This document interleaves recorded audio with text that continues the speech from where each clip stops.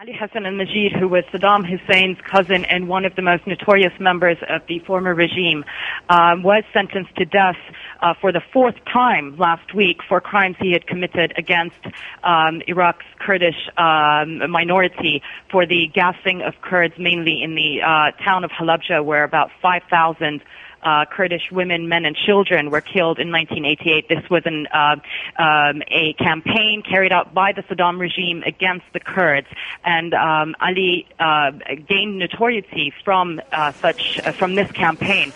And what we know is that he was hung to death today in Baghdad, according to the Iraqi government. He was first sentenced to death back in 2007, but it was never carried out because of political issues rather than legal ones.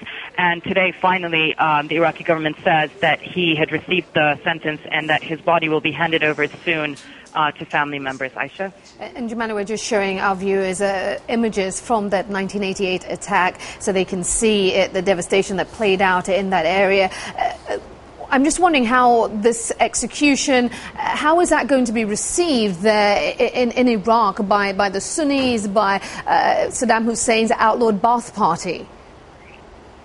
Well, Aisha, basically there have been recent calls, like in the past few weeks, we have been hearing a lot from Iraqi politicians and also from relatives of the victims in places like Halabja in the north. They have been calling for the execution of Chemical Ali. They believe that they have waited too long for justice. But others, you could also hear some criticism. Some say that the government has chosen a timing of doing this right a few weeks before the elections and the day of this happening today, basically with all these bombings. So there is going to be mixed reaction, but we can definitely say families of the victims of the Anfal campaign and mainly Halabja would receive this news very happily.